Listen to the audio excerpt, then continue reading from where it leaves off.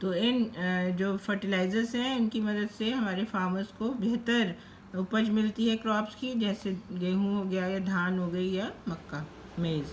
But excessive use of fertilisers has made the soil less fertile. लेकिन बहुत अधिक use करने से फर्टिलाइज़र्स को जो ज़मीन है वो कम उपजाऊ हो गई है। Fertilisers have also become a source of water pollution. उनसे पानी में भी पॉल्यूशन हो रहा है। Therefore, in order to maintain the fertility of the soil, we have to substitute fertilizers by organic manure or leave the field uncultivated or fallow in between two crops. तो इसलिए जो है अगर हमें ज़मीन की उपजाऊपन को बनाए रखना है तो हमको फर्टिलाइज़र्स को ऑर्गेनिक मैन्योर से, जो खाद होती है, उससे सब्स्टिट्यूट या कि बदलना पड़ेगा, या फिर ज़मीन को हम कुछ समय के लिए बिना कुछ उगाए छोड़ दें, जिसको फैलो बोलते हैं, दो क्रॉप्स के बीच में। एक उसका निदान और है कि अगर उसमें हम दालें उगाएं तो जो लेग्यूमिनस प्लांट्स हैं जैसे चना, अरहर, मटर इत्यादि, तो उनके जो जड़ें हैं उनमें एक तरह का बैक्टीरिया राइजोबियम पनपता है जो कि ज़मीन में नाइट्रोजन को बढ़ाता है। तो वो उसको भी उगाने से ज़मीन का जो उपजाऊ शक्ति है बढ़ती है। The use of manure improves soil texture as well as its water retaining capacity. तो जो सॉइल का जो उसका चिकनाहट को भी मेंटेन करता है खाद, और इसके अलावा उसमें जो पानी को बनाए रखने की जो शक्ति है उसको भी मेंटेन करता है। It replenishes the soil with all the nutrients.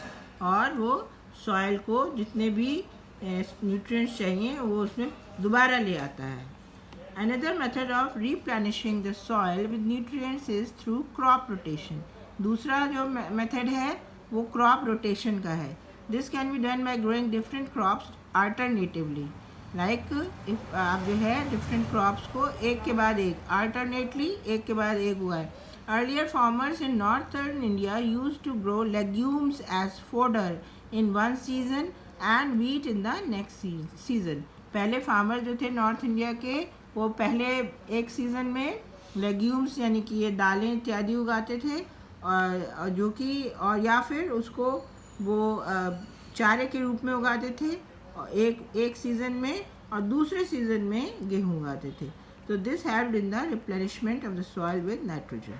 Farmers are being encouraged to adopt this practice. तो यही करना चाहिए हमें. एक ही तरह की फसल बार बार नहीं उगानी चाहिए, हमें अल्टरनेट करना चाहिए विद लेग्यूम्स, जैसे कि अभी मैंने बताया चना, मटर और अन्य दालें उगाने से ज़मीन की उपजाऊ शक्ति बढ़ जाती है. In the previous classes you have learned about rhizobium bacteria. These are present in the nodules of the roots of leguminous plants.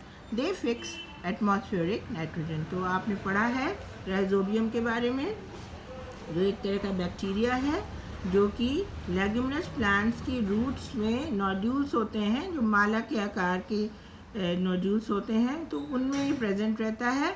ये फिक्स करते हैं एटमॉस्फेरिक नाइट्रोजन, अर्थात जो हवा में नाइट्रोजन है उसको उसके जो है कंपाउंड्स में बदल के ज़मीन में ले आते हैं और वो पौधों के काम आ जाता है.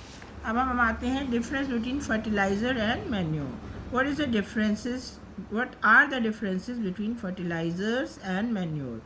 So what is a fertilizer? A fertilizer is an inorganic salt, whereas manure is a natural substance obtained by the decomposition of cattle dung, human waste and plant residues.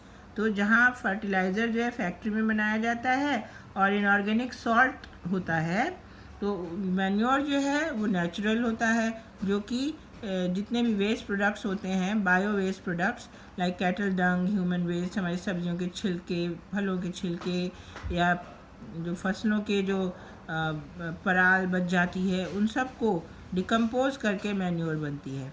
Fertiliser is prepared in factories. Manure can be prepared in the fields. किसान जो है अपने खेतों में गड्ढा करके और उसमें जितना भी वेस्ट प्रोडक्ट्स डाल के हैं उनसे मैन्योर बना सकते हैं.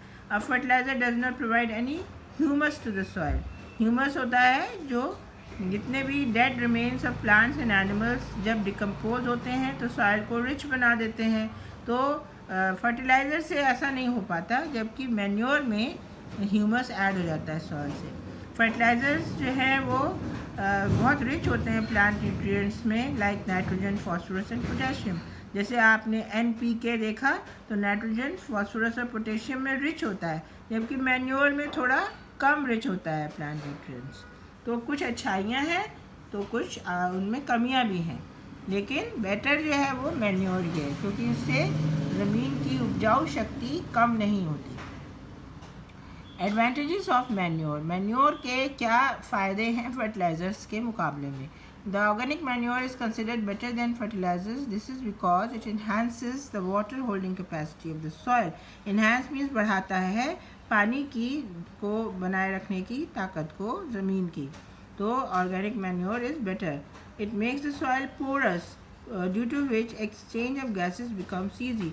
ये मिट्टी को थोड़ा सा उसमें स्पेसेस बना देता है, जिससे गैसेस का एक्सचेंज आसानी से हो जाता है, क्योंकि जड़ें जो हैं वो भी सांस लेती हैं और उनको भी ऑक्सीजन चाहिए और बदले में वो कार्बन डाइऑक्साइड देती हैं। तो अगर मिट्टी के कणों के बीच में स्पेस होती है तो ये काम आसानी से हो जाता है। It increases the number of friendly microbes. जो माइक्रो ऑर्गेनिजम्स जो हमारे लिए अच्छे होते हैं वो बढ़ते हैं मैन्योर से। It improves the texture of the soil, और वो सॉइल को चिकना भी बनाता है manure. Now we come to what is irrigation. सिंचाई क्या है? All living beings need water to live. Water is important for proper growth and development of flowers, fruits and seeds of plants. Water is absorbed by the plant roots. Along with water, minerals and fertilizers are also absorbed. पानी के साथ जो खनिज पदार्थ और जो fertilisers add किए जाते हैं वो भी एब्जॉर्ब किए जाते हैं, सोखे जाते हैं पौधों के द्वारा। Plants contain nearly 90% water. Water is essential because germination of seeds does not take place under dry conditions. पानी 90% होता है पौधों में, और बिना पानी के जो बीज होते हैं उनमें अंकुरण नहीं होता। Nutrients dissolved in water get transported to each part of the plant. जितना भी न्यूट्रिएंट एब्जॉर्ब होते हैं वो हर हिस्से में चले जाते हैं। Water also protects the crop from both Frost and hot air currents. पानी जो है क्रॉप को बहुत ज़्यादा सर्दी से और गर्म हवाओं से भी बचाता है। To maintain the moisture of the soil for healthy crop growth, fields have to be watered regularly. और ताकि मिट्टी में नमी बनी रहे, ताकि स्वस्थ फसल बने, इसलिए लगातार पानी देते रहना पड़ता है। The supply of water to crops at different intervals is called irrigation. So this is irrigation. Supply of water crops को अलग अलग अंतराल पे देना irrigation कहलाता है। The time and frequency of irrigation varies from crop to crop, soil to soil and season to season. तो ये कितना समय देना है उनको पानी, और कब कब देना है, कितने अंतराल पर देना है, कितनी बार देना है, ये क्रॉप पे डिपेंड करता है, किस तरह की मिट्टी है इस पे डिपेंड करता है, और कौन सा मौसम है इस पे डिपेंड करता है। In summer the frequency of watering is higher. गर्मियों में फ्रिक्वेंसी मीन्स आवृत्ति बार बार होना ये ज़्यादा होती है। आज आप देखिए गमले सुबह आप पानी देते हैं, शाम तक सूख जाते हैं, तो आजकल जो है ज़्यादा पानी देना पड़ता है। Why is it so? क्योंकि जो गर्मी है और होती है तो उसमें पानी उड़ जाता है, इवेपोरेट हो जाता है, जबकि सर्दी हो या हवा में नमी हो जैसे बारिशों में पानी कम उड़ता है। Could it be due to the increased rate of evaporation of water from the soil and the leaves? Yes. Now what are the sources of irrigation? Sources of irrigation are wells, tube wells, ponds, lakes, rivers, dams and canals. Canals means जो नहरें होती है। Now traditional methods of irrigation, जो आम तौर पे हमारे देश में इस्तेमाल होती रही हैं सिंचाई की तकनीकें, वो क्या क्या हैं? The water available in wells, lakes and canals is lifted up by different methods in different regions for taking it to the fields. तो देश में अलग अलग हिस्सों में जो भी पानी अवेलेबल होता है कुओं में या लेक्स होती हैं झीलों में या कैनाल्स यानी कि नहरों में, तो उसको अलग अलग तरह से उठाया जाता है ताकि उन्हें खेतों में पहुंचाया जा सके। आप देख रहे हैं ये व्यक्ति वेल से पानी लेके और उसको एक नहर के फॉर्म में बना के पानी के लिए रास्ता और उसमें डाल रहा है ताकि वो खेतों तक चला जाए। Cattle or human labor is used in these methods. So these methods are cheaper but less efficient. The various traditional ways are. तो ये जहाँ पे जानवर भी इस्तेमाल कर लिए जाते हैं और ह्यूमंस लेबर मानवीय जो श्रम है वो भी इस्तेमाल किया जाता है। ये सस्ता तो पड़ता है लेकिन इसकी एफिशिएंसी कम है। तो ये देखिए यहाँ पर चेन पंप है एक, तो ये एक पंप है तो जो पानी को उठाकर खेतों में डाल रहा है।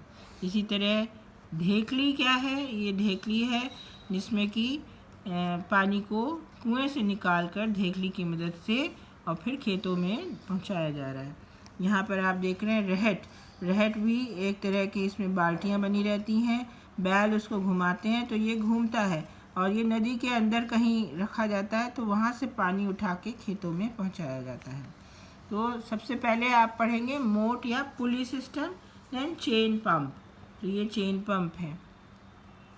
और ढेकली, ढेकली आपने ये देखा, और रहट लीवर सिस्टम जिसको कहेंगे तो वो ये है।